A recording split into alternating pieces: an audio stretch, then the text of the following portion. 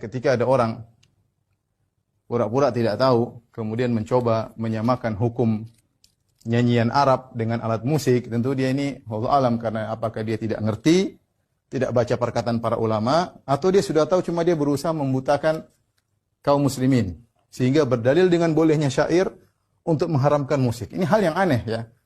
Karena ini dua hal yang berbeda, para ulama membedakan. Para ulama membedakan. Bagaimana kita mengharamkan syair? Syair boleh jelas. Kemudian ada Hasan bin Sabit radhiyallahu anhu yang penyair Rasulullah SAW. Tidak mungkin kita bilang syair musik. Musik istilah. Jangan kita pakai istilah segala yang bernada namanya musik, kemudian kita mengatakan syair juga musik, berarti hukumnya sama. Para ulama membedakan. Nabi SAW membedakan. Ya. Musik jelas ma'azif, ada secara bahasa Arab ada. Alat musik ya, alat musik beda. Ya. Jangan bilang bahwasanya syair juga musik. Kemudian ada pemusik Rasulullah namanya Hasan bin Thabit radhiyallahu taala anhu, tentunya adalah suatu kesalahan besar. Apakah dia tidak tahu, maka harusnya dia berusaha belajar, atau dia sudah tahu tapi dia berusaha untuk melegalkan apa yang sudah dia yakini, apa yang dia sudah sukai, sehingga dia meninggalkan perkataan ulama, perkataan mazhab, ya, kemudian dia mengatakan halal dengan menyamakan antara musik dengan syair. Wallahu a'lam bishawab. Saya bukan sebutin pendapat saya, ya, tapi hampir mayoritas ulama termasuk Imam 4 mengharamkan. Ini bukan hal yang baru nih, bukan pendapat baru. Dan memaknakan syuara atau penyair itu adalah pemusik, ini keliru ini. Dalam bahasa Arab juga sudah jelas perbedaan mana penyair, mana penyanyi, kan gitu. Tidak selamanya juga penyair itu bisa penyanyi. Apalagi di masa dulu, penyair itu memang cuma susun penyair syair saja, gitu kan. Bahkan dibedakan juga dalam istilah bahasa Arab penyair sama penyanyi itu sendiri. Ya, sampai hari ini dalam kosakata bahasa Arab berbeda. Kalau dalam masalah hal ini tentunya saya bukan mendapat pendapat baru ya, tapi insya Allah coba saya bacakan beberapa yang saya tahu berhubungan dengan masalah pendapat-pendapat ulama. Ya, ada perkataan Abdullah bin Umar radhiyallahu anhu. Beliau meninggal wafat tahun 73 Hijriah, sahabat masyhur. Beliau mengatakan, ya, pada saat melewati sekelompok orang, terjemahnya saja, melewati sekelompok orang yang sedang melakukan ihram, mau umrah, mau haji. Lalu kemudian di antara mereka ada seorang yang bernyanyi, sambil ihram, sambil dia bernyanyi. Maka kata Abdullah bin Umar kepada orang yang bernyanyi itu, ingatlah, aku berdoa kepada Allah, semoga doa-doamu tidak diterima. Abdullah bin Umar mendoakan si penyanyi itu supaya doanya tidak diterima. Ya. Begitu juga dengan Abdullah bin Abbas radhiyallahu anhu yang meninggal tahun 68 Hijriah. Beliau mengatakan seluruh alat-alat musik atau ma'azif hukumnya haram. Bahkan beliau mengatakan beduk, gendang dan sejenisnya juga serta seruling masuk dalam hukum haram. Ini perkataan sahabat, ya. Ini teman-teman bisa melihat tentunya tidak asing di dalam buku-buku yang sangat masyhur. Seperti misalnya, kalau tadi pendapat Abdullah bin Umar itu dari kitab Zammul Malahi. Ya. Zammul Malahi di nomor 17, di halaman 17. Dan juga Talbis Iblis yang tulis oleh Ibnu Qayyim di halaman 240. Ya.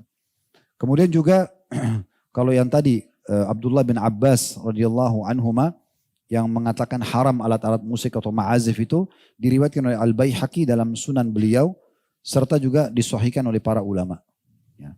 Begitu juga dinukil pendapat-pendapat para ulama-ulama yang masyhur dari Imam 4 pun sama. Pendapat-pendapat mereka mungkin ini kalau saya ingin bahas cukup panjang tapi teman-teman bisa nanti melihat ya. Tapi kita coba mulai dulu kalau dari generasi setelah sahabat ada Umar bin Abdul Aziz yang beliau wafat tahun 101 Hijriah. Beliau jadi khalifah waktu itu tahun 99 selama 2 tahun sampai 101. Beliau mengatakan pada saat menulis surat kepada guru anaknya. Beliau mengatakan kepada guru anaknya, hendaklah yang pertama kali engkau tanamkan keyakinan pada anak-anakku dari akhlakmu adalah membenci alat-alat musik. Jadi Umar bin Aziz berkata kepada guru anak-anaknya, yang paling pertama kau bilang kepada anakku, kau harus tunjukkan kalau kau benci musik itu. Ya. Yang pertama, sesuatu yang dimulai dari syaitan dan akibatnya ialah mendapatkan kemurkaan dari Allah yang Maha Pengasih. Karena sungguhnya telah sampai kepadaku dari para ulama yang terpercaya bahwa menghadir alat-alat musik dan mendengarkan nyanyian serta menyukainya akan menumbuhkan kemunafikan dalam hati.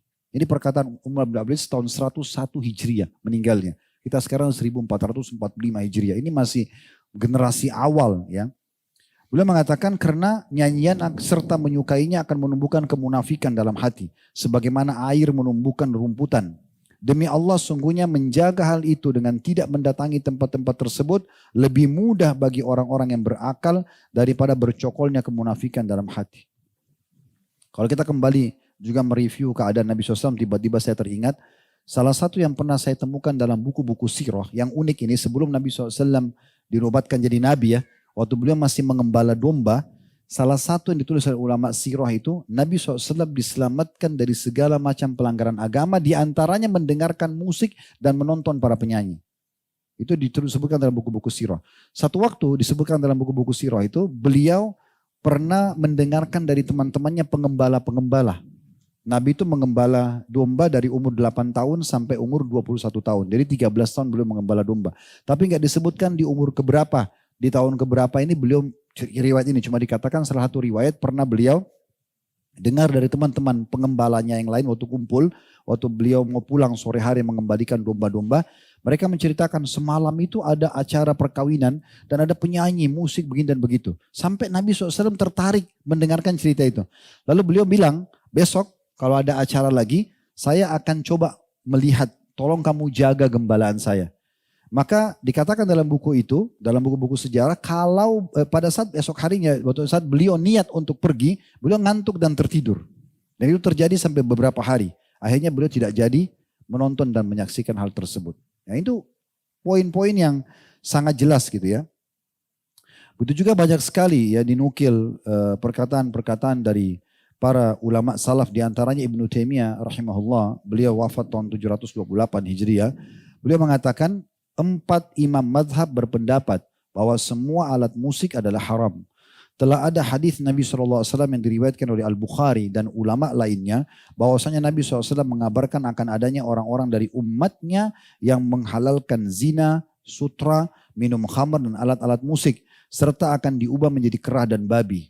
Al-ma'azif, kata beliau, adalah alat-alat musik sebagaimana disebutkan oleh para pakar bahasa Arab. Bentuk jamaknya adalah ma'zifa, ya. Yaitu alat yang dibunyikan dan tidak ada perselisihan sedikit pun dari pengikut para imam tentang haramnya hal tersebut.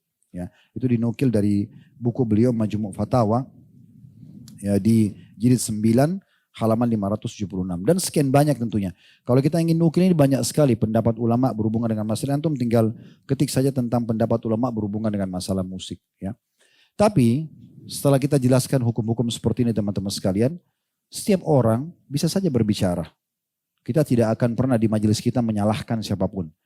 Kalau ada pendapat, karena ini ditanyakan tadi ya, kalau ada pendapat yang mengatakan begitu dan dia siap bertanggung jawab dengan Allah, itu hak dia.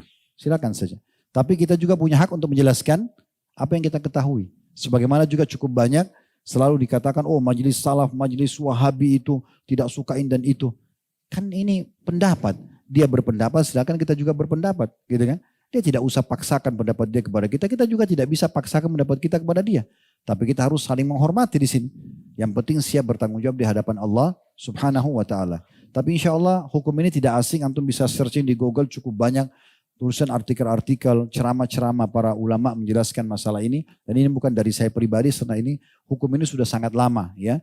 Dan cukuplah sumpahnya Abdullah bin Mas'ud radhiyallahu anhu tentang tafsir salah satu ayat Al-Quran, wa minan nasi ma yashtari lahwal hadits yudillah nasa an sabilillah, dan ada sebagian orang memperjualbelikan perkataan-perkataan untuk menyesatkan manusia dari jalan Allah. Beliau bersumpah demi Allah yang dimaksud adalah musik.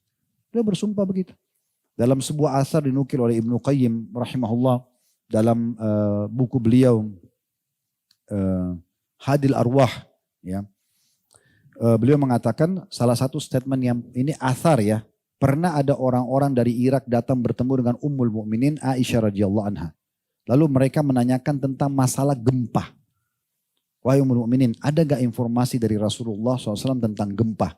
Lalu beliau mengatakan, ada. Bila orang-orang sudah menghalalkan khamar, zina, dan para penyanyi-penyanyi sudah tampil, maka Allah akan murka di atas langit sana. Kemudian Allah perintahkan bumi untuk menggoncangkan dirinya. Terjadi gempa. Itu perkataan Ummuna Aisyah radhiyallahu anha. Ini sudah kita bedah di buku Ibnu Qayyim rahimahullah. Jadi dan kalau mereka tinggalkan kata Aisyah radhiyallahu anha, maka Allah akan suruh bumi untuk tentram kembali. Berarti kan ada masalahnya di situ. Dan dalam hadis tadi yang sudah kita sebutkan digabungkan antara khamar, kemudian judi, khamar, kemudian perzinahan dan juga masalah musik. Dan subhanallah ini seperti bersaudara ini ya. Di majelis ilmu itu insya Allah kalau yang benar tidak akan ada musik untuk mendengarkan. Tapi kalau di tempat musik itu sangat dekat itu dengan perzinahan, dengan khamr, kayak diskotik, kayak karaoke itu kayak bersaudara. Ya. Kalau di sini tuh Al-Quran, hadis, ilmu itu beda. Itu memang satu kayak fitrahnya itu sudah sejalan. Oleh karena itu saran kami lebih baik tentunya tinggalkan. Dan hati-hati bagi setiap dai kalau mau berbicara dia kontrol, dia pelajari dulu. Ya kemudian setelah memastikan hukum baru dijelaskan. Apalagi kalau memang punya masa, orang didengar ini berbahaya sekali. Karena akan menjadi sebuah bola liar yang akan kemana-mana. Bisa mendapat pahala kalau itu benar. Kalau dia salah ini bisa berbahaya buat dia. Allahu a'lam. Benarkah bahwa hadis tentang keharaman musik adalah cacat?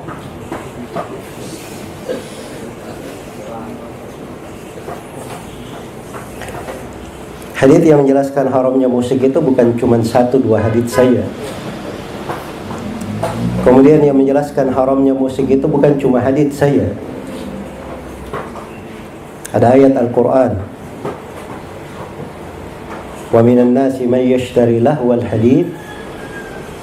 Di antara manusia ada yang membeli lahwal hadith.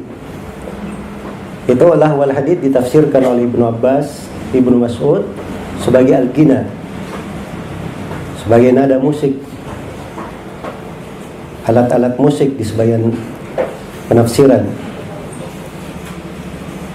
Dan ditafsirkan oleh ahli tafsir semakna dengan itu. Dan dimaklumi bahwa tafsir sahabat sebagaimana yang diterangkan oleh Al-Hakim di Ulumul Hadith dan selainnya, itu posisinya seperti hadith dari Nabi SAW. Iya. Yaitu ayat Al-Quran yang menjelaskan tentang keharamannya. Karena itu dari kejahilan sebagian manusia untuk membolehkan musik, dia berpegang dengan pendapat sebagian ulama yang melemahkan sebagian hadis. Jadi saya katakan sebagian hadis. Iya. Dan itu pun ucapan yang melemahkannya tidak diterima oleh para ulama dari masa ke masa dan menyelisihi para ulama sebelumnya. Itu datang dari ijtihad seorang alim di Maroko sana, di Andalus, Maghrib, Al-Imam Abu Muhammad Ibn Hazm rahimahullahu ta'ala. Beliau keliru memahami hadits riwayat Al-Bukhari. Disangkanya riwayat Al-Bukhari itu terputus. Padahal riwayat Al-Bukhari itu tidak terputus. Jadi di Sahih Al-Bukhari, Al-Bukhari berkata, wa qala Hisham ibnu Ammar, qala haddathana Sadaqa ibnu Khalid, qala haddathana Abdurrahman bin Yazid bin Jabir, qala haddathana Qais, qala haddathana Atiyah ibnu Qais al-Kilabi, qala haddathana Abdurrahman ibnu Ghamn al-Ash'ari, qala haddathani Abu Amir atau Abu Malik al-Ash'ari radhiyallahu anhu, wallahi ma kadabani annahu sami'a An-Nabiy sallallahu alaihi wasallam yaqul la yakunanna min ummati aqwamun yastahilluna al-hirra wal-harir wal-khamra wal-ma'azif wa la yanzilanna aqwamun ila janbi alamin yaruhu alaihim bisahatin lahum fayatihim ya'ni al-faqir lihajatin fayaquluna irji ilayna ghadan fayubayyituhumullahu yada'u al-alam wa yamsahu akhirina kiradatan wa khanazir ila yaumil qiyamah. Itu teks haditsnya secara lengkap di Sahih Al-Bukhari. Jadi awalnya dikatakan wa qala Hisham bin Ammar. Hisham bin Ammar berkata, Imam Ibnu Hazm menganggap ini terputus. Iya. Dan itu keliru. Itu keliru dari Ibnu Hazm rahimahullahu taala.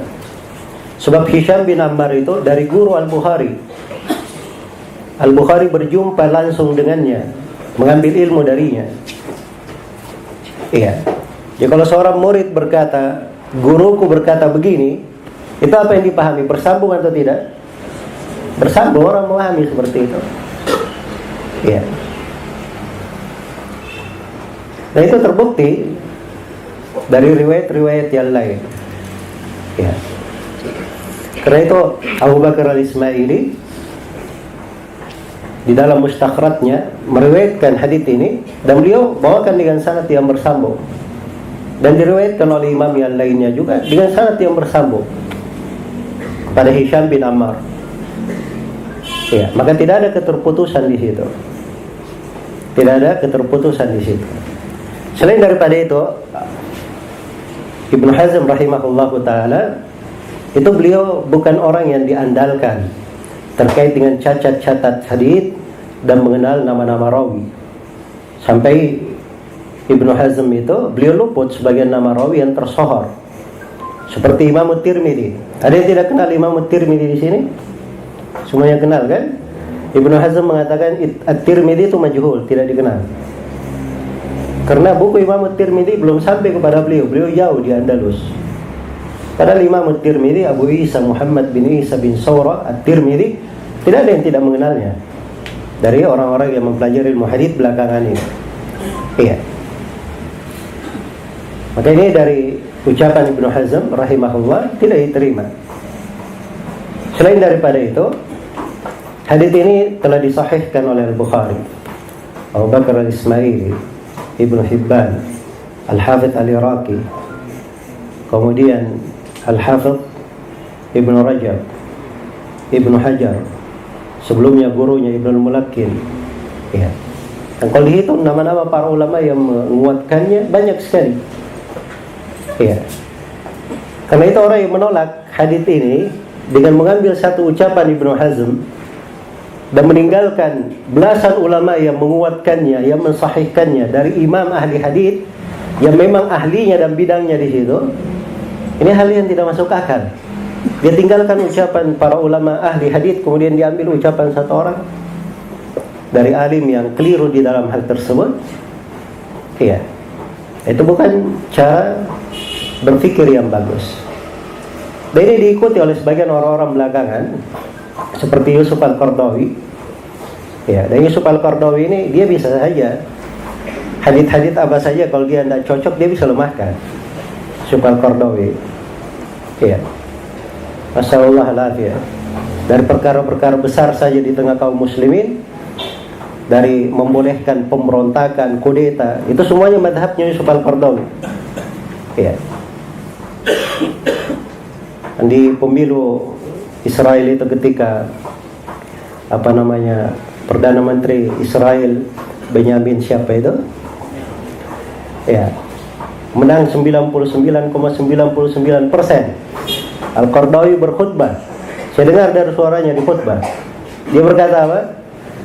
Ini katanya 99% ini tidak ada seorang pun yang mencapai hal yang seperti ini. Ya. Andai kata Allah turun ke bumi lalu dipilih, Allah tidak akan mencapai suara sampai seperti itu. Naudzubillah. Maka kami memberikan tahiyat, ucapan selamat kepada Israel akan kemenangan. Itu Yusuf Al-Qardawi di khutbah. Kalau mau itu Yusuf Al-Qardawi akan dapat nanti yang begitu-begituan. Tapi seorang kalau dia cinta kepada kebenaran, ingin kebaikan, ya, hadits-hadits yang menjelaskan tentang haramnya musik itu adalah hal yang dimaklumi. Selain daripada itu, dinukil kesepakatan Imam 4. Semuanya sepakat tentang haramnya musik, alat-alat musik. Iya. Dan sebagian ulama menukil kesepakatan ulama keseluruhan, seperti Abu Bakar Al-Ajurri dan selainnya. Karena memang tidak ada yang menyelisih kecuali orang belakangan saja. Kecuali orang-orang belakangan. Karena itu ini dari masalah bukan dikatakan, oh ini ada dua pendapat, boleh ikut ini, boleh ikut itu. Tidak. Ini masalah dalilnya jelas. Iya, apalagi melemahkan hadits di Sahih Bukhari itu bukan sembarangan. Sahih Bukhari ini rujukan umat Islam. Iya. Yang menghafal dan mempelajari Sahih Al-Bukhari itu seluruh ulama ahli hadis yang datang setelahnya mengetahui Sahih Al-Bukhari. Jadi kalau para imam hadis tidak ada yang berbicara tentang hadis Ammar, Hisham bin Ammar itu artinya hadis itu dianggap syah oleh seluruh ulama yang datang setelah Al-Bukhari. Karena tidak ada di buku-buku yang mengkritik Al-Bukhari. Ada buku-buku mengkritik Bukhari seperti buku Ad-Daruqutni, Abu Mas'ud Ad-Dimaski, ya, Abu Ali Al-Jayyani dan sebagainya. Dan tidak ada seorang pun yang mengkritik hadis itu di kalangan para ulama ahli hadis tersebut. Maka semoga Allah Subhanahu wa taala memberikan hidayah kepada saudara-saudara kita kaum muslimin yang keliru di dalam jalan ini. Musik itu naudzubillah banyak sekali kerusakan-kerusakan di dalamnya. Dan seperti yang dikatakan oleh Imam Malik, tidak ada yang melakukan dari musik atau memperdengarkan alat-alat musik itu kecuali orang fasik di sisi kami di sini. Imam Malik rahimahullah. Dan sebagaimana yang dikatakan oleh Syafi'i bahwa musik itu akan menumbuhkan kemunafikan di dalam hati. Akan menumbuhkan kemunafikan di dalam hati. Dan lihat saja orang-orang seperti Yusuf Al-Qardawi yang membolehkan musik, nanti bolehkan ini, ujung-ujungnya dia akan membolehkan hal-hal yang lebih besar daripada itu. Iya. Hal-hal yang lebih jelas keharamannya di dalam agama. Semoga Allah Subhanahu wa taala memberikan taufik kepada semuanya. Wallahu taala a'lam.